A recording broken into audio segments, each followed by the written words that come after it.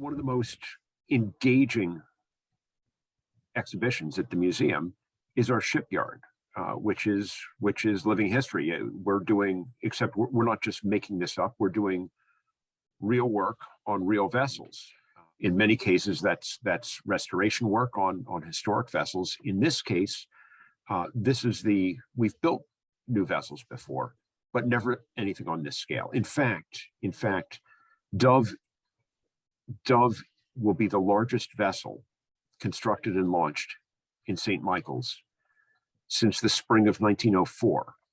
There's a rich heritage in shipbuilding in this place, and we're keeping that going, or we're reviving that. But to see this new vessel constructed, from keel laying to framing up to planking to ultimately this spring getting it overboard, seeing that whole process from soup to nuts has been drawing people to the museum and repeatedly back to the museum.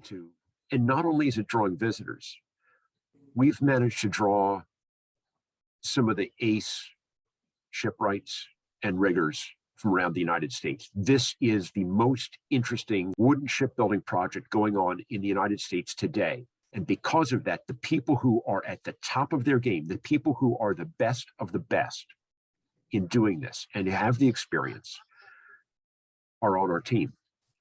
We've been able to attract them because of this. And we could do this faster. You throw more labor at it. You can build a vessel faster, but we don't want to. We want this opportunity for all of the visitor engagement. We want this length of time to be able to build the programming around it. And it's been really engaging for so many people. And I think that's part of why Historic St. Mary City wanted to partner with us. They could have done this less expensively in a commercial yard, hands down, no question. But it would not have had the visibility. It would not have had the public engagement. It would not have had the programming around it. That is really what we bring to the table when we can do a project like this. And all the colonists were aboard the big vessel, the Ark, and so it's an important part of this initial expedition to Maryland. And there are practical reasons why we have chosen to replicate Dove, the small vessel, and not a 400-ton 17th century vessel. When you get back to the era of Dove, of Mayflower, of any 17th century vessel that we might celebrate, those records just don't exist. It's much more of a puzzle. What clues do we have? How close can we get with the information that we have to what this vessel must have looked like? We don't have a wreck or any kind of survival to say, aha, it had a keel of this length, or was constructed in this fashion, or this many mast steps, even to tell us how many masts it had.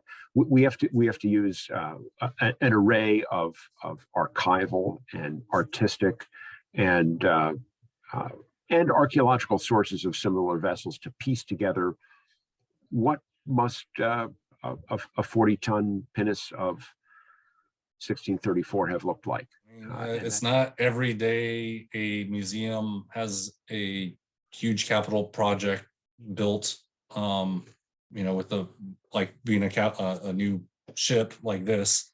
At the same time, we have to remember what ships mean to different groups of people. And I know for many people, these ships, are the spirit of adventure, the spirit of exploration and technology and those things. But we have to remember, for some people, like Native Americans, those ships are the symbol of the end. They're the end of the way of their life and how they've been doing things for thousands of years. And now a new group of people are encroaching upon their home to create a new land, a new place for them. And so we have to be mindful of that history, and that there's things to be, that are praiseworthy, like the ideas of freedom of conscience, but at the same time, you have the acquisition of forced land taking and forced labor of Africans to grow tobacco.